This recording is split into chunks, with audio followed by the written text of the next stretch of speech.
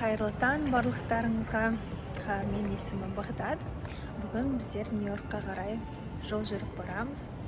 Жолымыз болсын. Мельбурн әуежайына келдік. Біздің үйден әуежай қатты алыс емес, 20 минуттың жерде.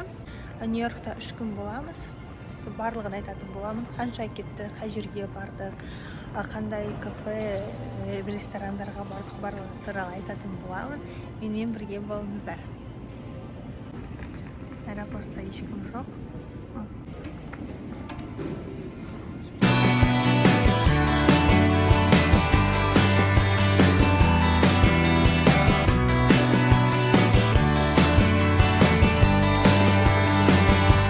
Екі кофе және 2 пончик алдық. Бағасы $11.64 шықты. Мысықтарға арналған туалет бар екен.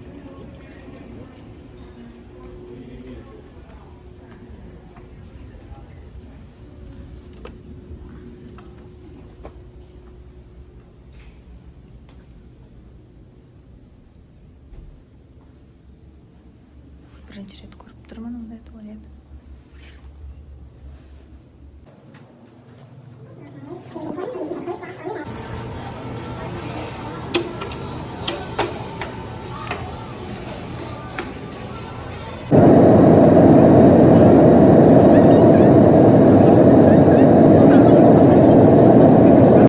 Біздер аман-есен жеттік Нью-Йоркқа. Қазір әуежайдамыз. Әуежайдан Манхэттенға деген такси $90 басталады.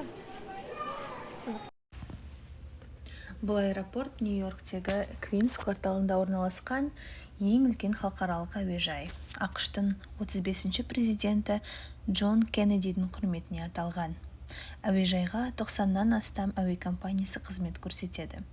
Және бүкіл әлем бойынша 160-тан астам бағытқа рейстерді ұсынады.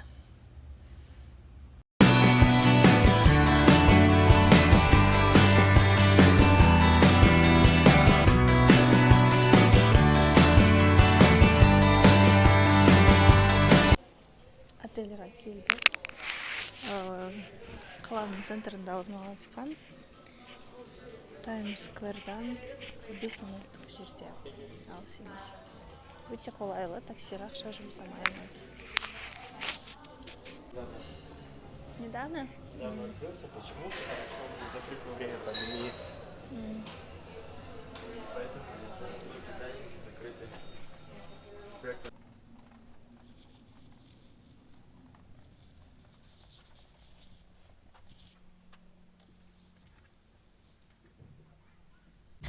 Бөлмеге келдік. 19-шы қабат. Телевизор бар екен. Көрініс жаман емес.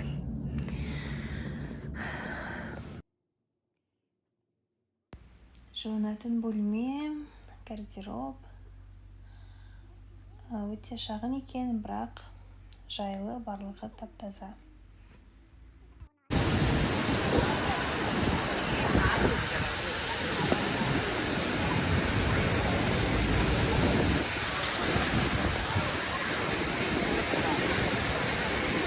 Біз қазір Орта Азиялық мейрамханаға бара жатырмыз. Фарида деген қазақ екен. Адыбат көреміз. Өте шулы қала, адам өте көп. Негізі америкалық мейрамханаларда порциялары өте үлкен. Және де майды көп қосады. Оған үйрене алмай асқазанның басында ауырып жүрді. Қазір жақсы. Сондықтан қазір өзіміздің қазақтың, Орта Азияның тамақтарын жеуге бара жатырмыз.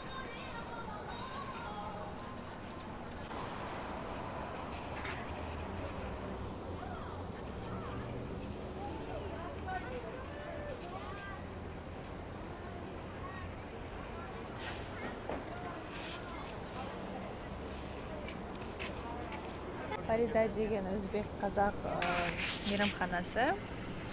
Лагман $16, плов $22, манты $20, және компот, және Шай алдық. Ташкент шайын алдық. Ас болсын бізге.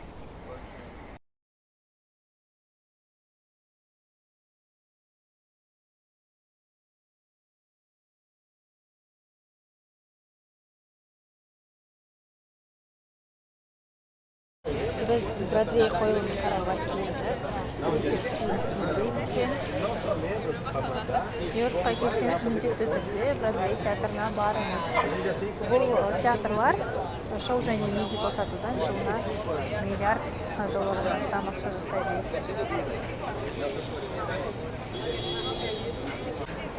Кезек ана жақтан басталды. Әлі тұрмыз. Операның елесі атты мюзиклға келдік.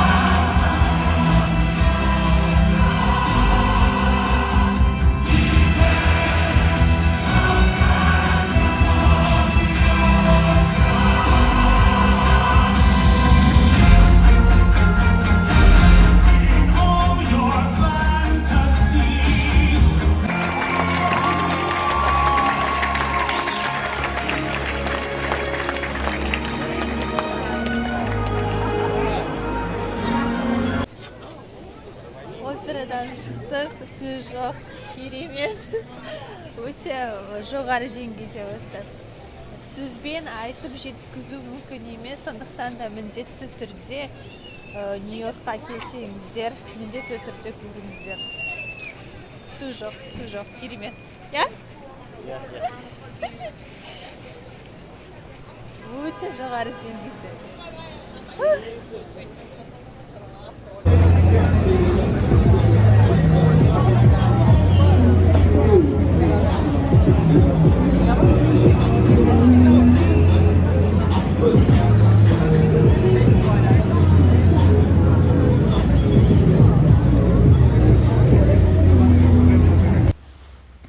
Таймс-сквер өзінің атауын The New York Times газетінен алған. 1904 жылы газет Бродвей мен 7-ші авеню қиылысындағы жаңа кеңсеге көшіп, осы оқиғаның құрметіне Таймс-сквер деп осы аудан аталып кеткен. Содан бері бұл ең танымал туристік орындардың біріне айналды.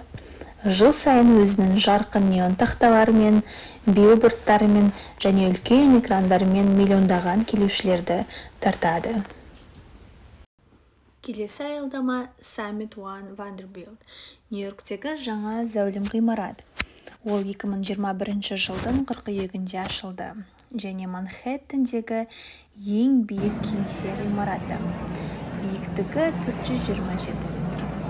Ғимарат 77 қабаттан тұрады және де аумағы 140 мың шаршы метрден астам. Ғимараттың басты көрікті жерлерінің бірі Skyport, 400 метр биіктікте орналасқан қаланың панорамалық көрінісі бар биіктік платформасы.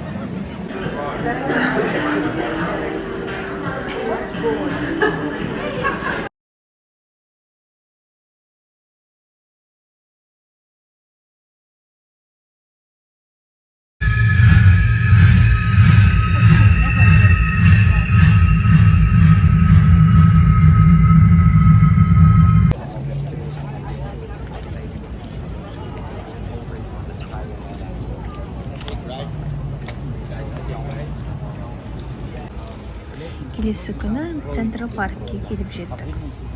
Централ парк Манхэттен ортасында орналасқан әлемдегі ең танымал саябақтардың бірі. 1858 жылы бұл саябақтың дизайнын Фредерик Лоу Олмстед пен Калверт Вокс жасаған.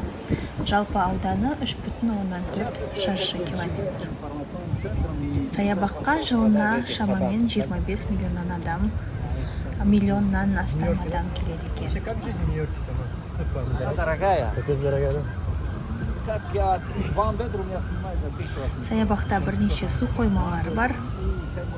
130-дан астам жануарлардың түрі мекен Это ететін хайуанаттар бағы бар. Сонымен қатар 20-дан астам ойын алаңдары, 48 фонтан, 36 көпір және 29 мүсін бар екен.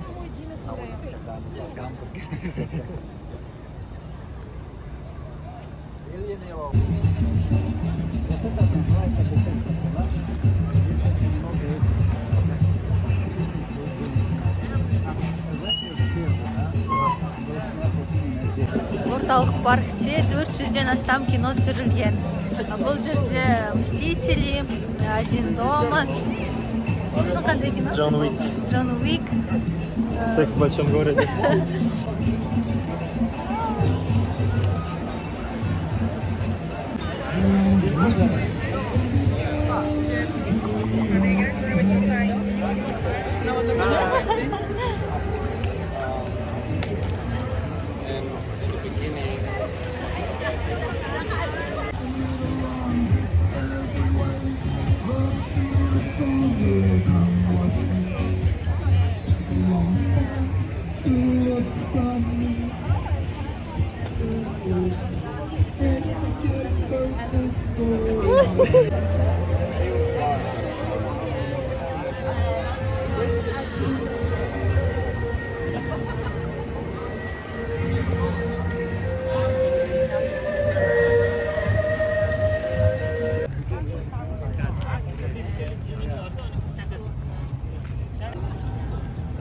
Көпірде Тоби Магуайр, Человек-паук бірінші бөлімінде ұсыныс жасады. Кімге ұсыныс жасады? Қызына атығым? Мэри Джейн. Мэри Джейн, иә. Бұл зәулім үйдің әрбір қабатында бір ғана пәтер бар. Онда әлемге әйгілі жұлдыздар тұрады, және де Деми Мур жақында 22 миллион ақш долларына өзінің пәтерін сатқан екен. Екі үлкен тауырлар. Кеттік ары қарай жүреміз. Көпірге қарай барамыз, сосын ары қарай көрсететін боламын. Менімен бірге болыңдар. Менімен бірге болыңыздар. It's a love that has no power. Don't let me down.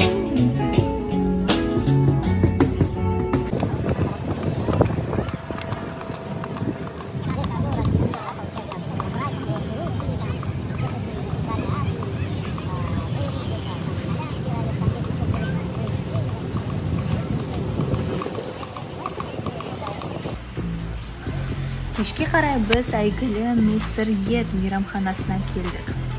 Видеодан көпшілігі таныған бұлар.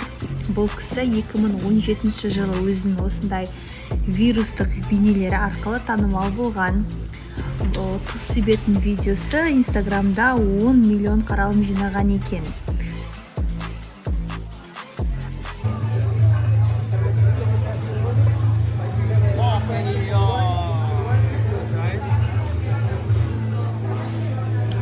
Бұл мейрамхана ең дәмді стейктермен танымал, сонымен қатар ең жоғары бағасымен де ерекшеленеді.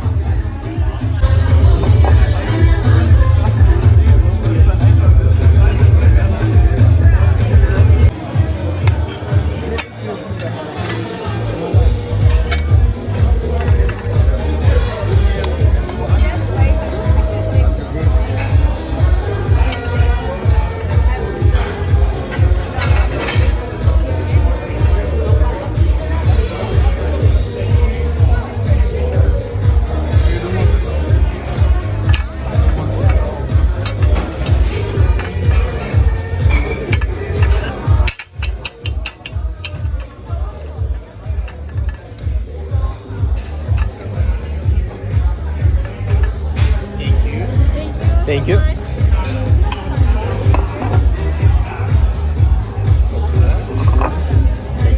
Thanks. Что, как тебе? Классно.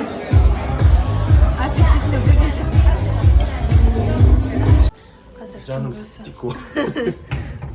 Қазір түнгі сағат 1. Біздер түнгі Манхэттенді көруге Бруклин бриджға бара жатырмыз. Убер мен такси шақырдық. Шамамен Манхэттеннан Бруклин бриджға дейін $37 шықты.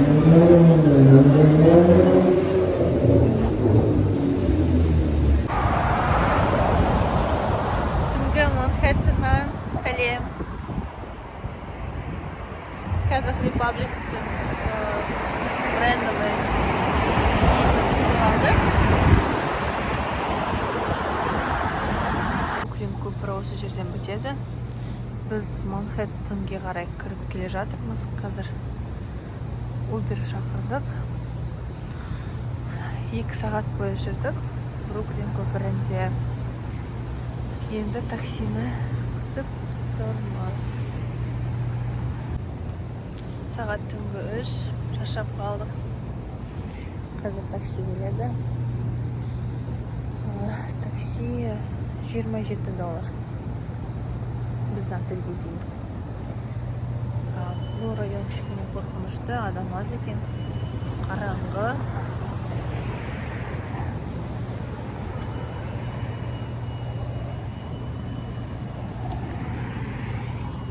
Жалғыз жүрген өте қауіпті.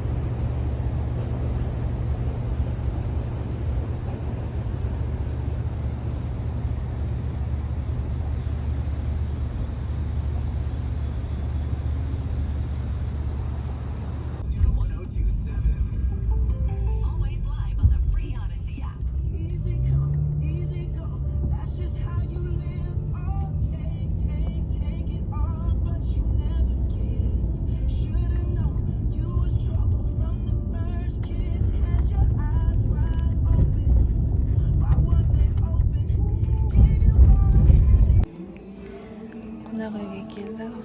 Қатты шаршап тұрмын.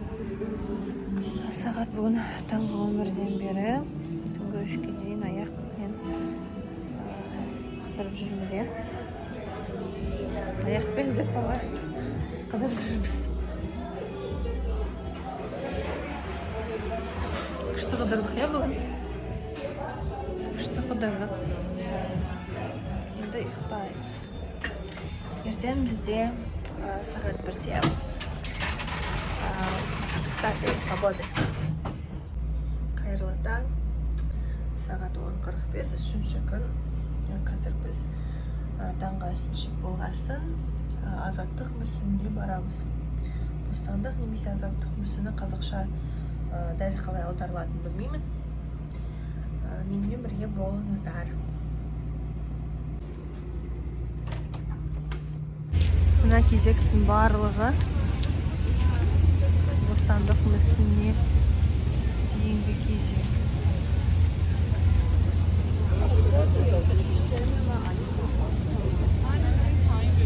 Кезек.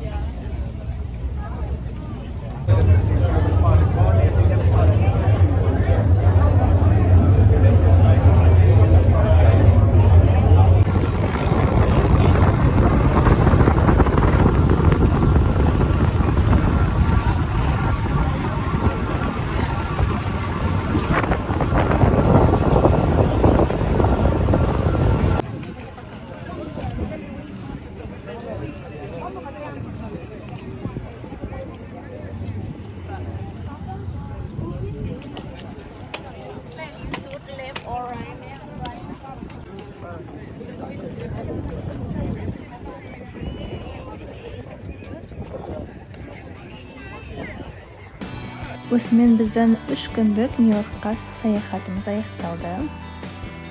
Видео ұнаған болса, лайк және комментарий аямаңыздар. Толығырақ тағы да Америкадағы өмір туралы білгіңіз келсе, менің Instagram парақшама тіркелуді ұмытпаңыз. Рахмет!